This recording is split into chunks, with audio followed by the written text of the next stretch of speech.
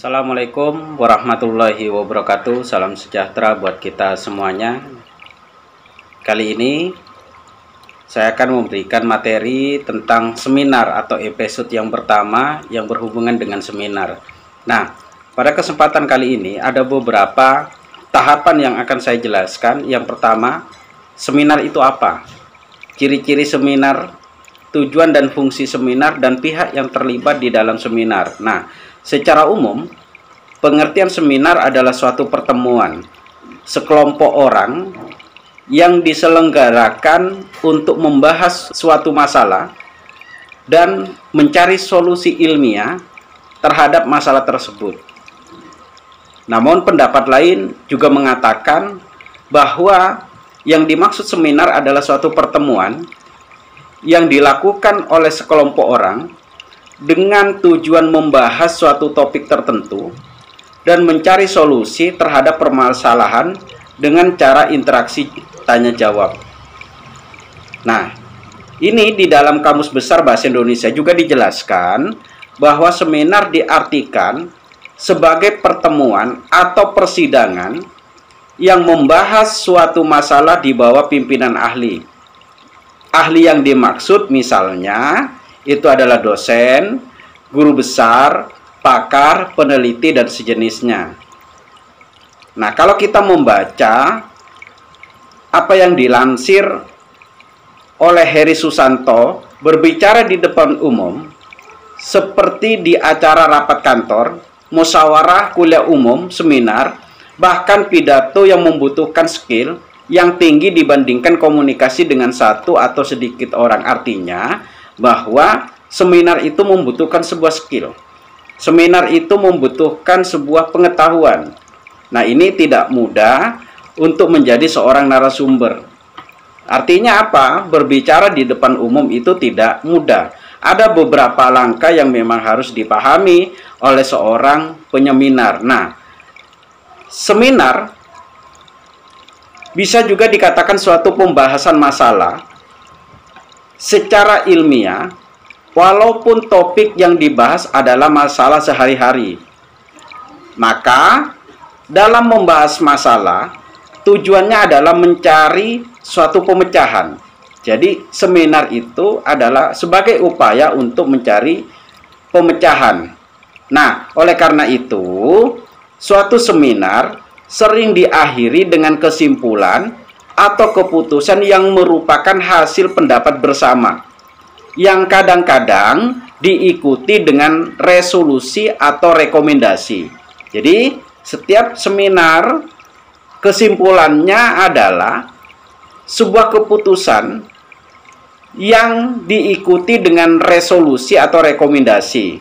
Nah, saudara-saudara, di dalam seminar biasanya dipandu oleh seorang moderator.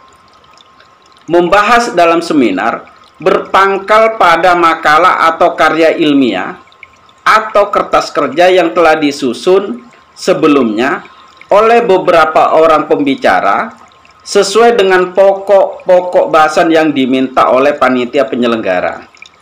Nah, pokok bahasan yang telah ditentukan ini akan dibahas secara teoritis. Saya ulang lagi, pokok bahasan yang telah ditentukan oleh panitia penyelenggara akan dibahas secara teoritis dan dibagi menjadi beberapa sub pokok bahasan bila masalahnya sangat luas. Pada awal seminar dapat dibuka dengan suatu pandangan umum oleh orang yang berwenang atau yang ditunjuk sehingga tujuan seminar lebih terarah. Nah, terus apa yang menjadi tujuan seminar? Jadi, tujuan seminar yang pertama bahwa pada dasarnya tujuan kegiatan seminar adalah untuk menyampaikan suatu pendapat atau hal baru kepada para peserta. Nah, dengan begitu, peserta seminar mendapatkan informasi baru yang dapat dikembangkan menjadi sesuatu yang lebih luas kepada halayak. Yang kedua, tujuan seminar bisa juga dikatakan untuk membahas atau bertukar pikiran mengenai suatu permasalahan ilmiah. atau juga bisa dikatakan tukar pikiran, dapat dilakukan dengan interaksi tanya jawab antara pembicara dengan peserta seminar. Nah, saudara-saudara, seminar akan efektif apabila ada beberapa hal yang harus dipatuhi.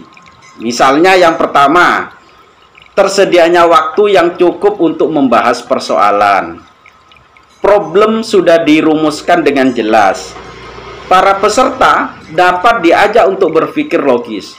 Yang keempat, problem memerlukan pemecahan yang sangat sistematis.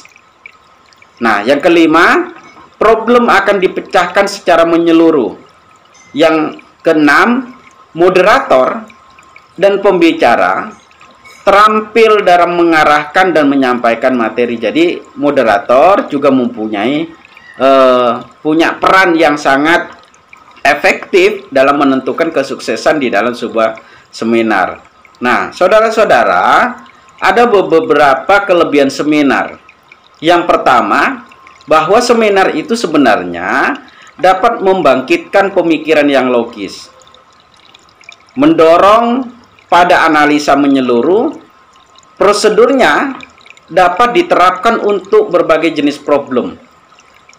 Terus, kelebihan yang lain membangkitkan tingkat konsentrasi yang tinggi pada diri peserta dan meningkatkan keterampilan di dalam mengenal problem.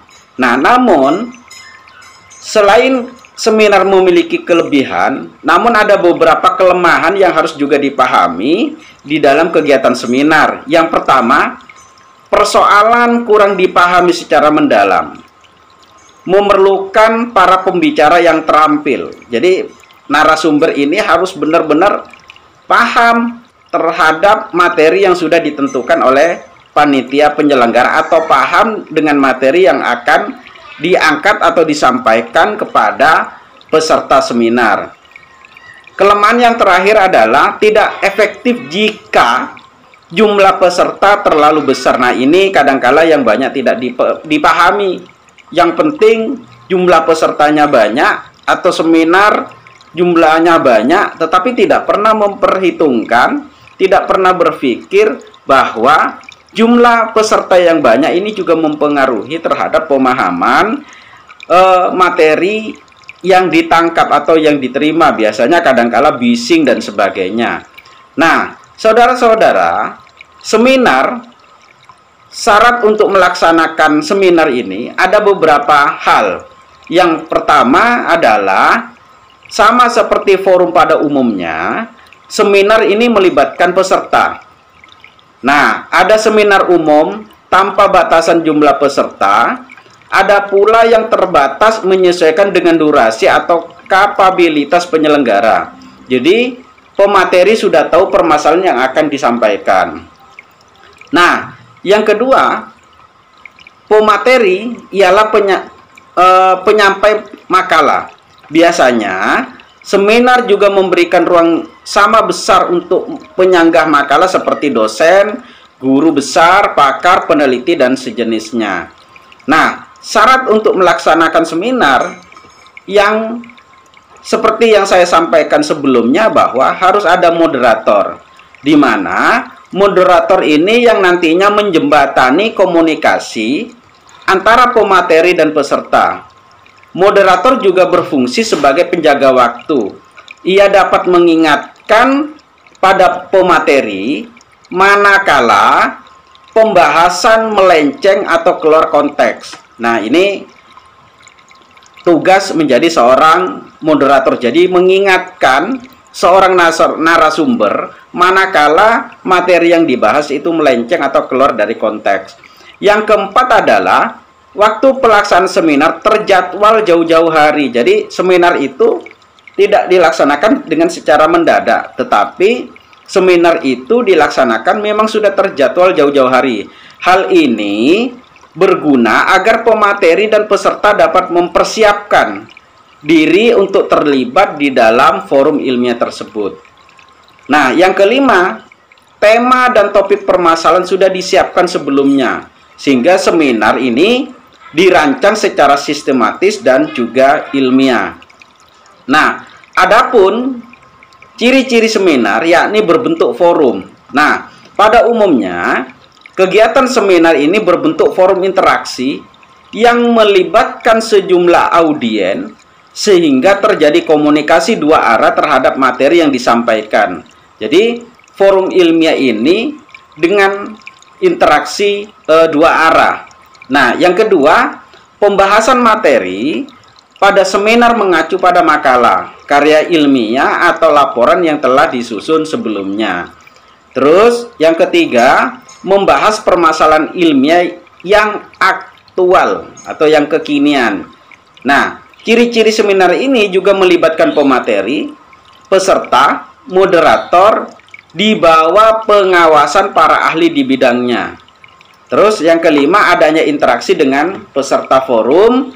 Yang keenam, peserta diberikan kesempatan untuk menyampaikan tanggapan, komentar, dan pertanyaan. Nah, saudara-saudara, unsur di dalam seminar itu harus meliputi yang namanya unsur manusia. Siapa unsur manusia? Yang pertama adalah pembawa acara, pemateri atau penyaji, moderator, peserta, dan penyangga seperti dosen, guru besar, pakar, peneliti, dan sejenisnya. Nah, terus siapa pembawa acara? Pembawa acara yaitu pihak yang membuka seminar, memperkenalkan materi, memperkenalkan moderator dan notulen, dan menutup kegiatan seminar. Jadi, pembawa acara ini adalah pintu utama atau pintu pertama yang membuka seminar atau yang mengantarkan kegiatan untuk memperkenalkan materinya, moderatornya, dan sebagainya. Yang kedua, ada moderator. Siapa moderator? Seperti yang saya jelaskan sebelumnya, bahwa moderator itu adalah pihak yang bertanggung jawab terhadap proses berjalannya seminar. Jadi kuncinya itu ada di moderator. Yang ketiga adalah pemateri. Jadi pemateri itu adalah pihak yang menyajikan materi seminar kepada peserta. Biasanya pemateri adalah seseorang yang ahli di bidangnya atau bidang-bidang tertentu. Nah, terus ada audien. Siapa audien? Audien adalah peserta seminar yang mendengarkan materi seminar dan memberikan tanggapan terhadap isi materi tersebut. Yang terakhir adalah notulen. Nah, yaitu pihak yang bertanggung jawab untuk mencatat dan merangkum hal-hal penting dalam pembahasan materi seminar. Nah, di dalam beberapa seminar ada peran yang sering dilupakan, tetapi penting. Nah, ini adalah notulen. Jadi notulen ialah orang yang menulis atau notulensi atau catatan selama seminar. Nah, terus selain unsur manusia, ada unsur materi. Jadi, apa unsur materi? Itu adalah tema, seminar, bahan presentasi, diktat, buklet, atau bacaan terkait pembahasan yang dibahas. Yang ketiga, yang tidak kalah pentingnya adalah unsur fasilitas. Apa unsur fasilitas? Lokasi atau tempat diadakannya seminar. Jadi, tempat. Terus, meja, kursi, perlengkapan audiovisual, dan papan tulis, kertas, alat tulis, laptop, proyektor, dan lain-lainnya. Terus, apa fungsi seminar? Fungsi seminar adalah menyampaikan suatu permasalahan di hadapan publik seperti yang saya sampaikan tadi. Yang kedua, fungsi seminar adalah saling berbagi ilmu dan pengetahuan mengenai permasalahan yang dibahas. Yang ketiga, fungsi seminar sebagai wadah untuk menambah wawasan, meningkatkan kemampuan berinteraksi di hadapan publik, menambah jaringan, relasi, dan teman. Yang terakhir adalah menambah portofolio. Nah, jadi itu yang dapat saya jelaskan terkait dengan apa itu seminar, apa itu ciri-ciri seminar, tujuan dan fungsi seminar, dan pihak yang terlibat di dalam seminar. Nah, kita nanti bisa ketemu di episode yang selanjutnya. Terima kasih. Saya akhiri. Wassalamualaikum warahmatullahi wabarakatuh. Salam Miskawi kebangsaan.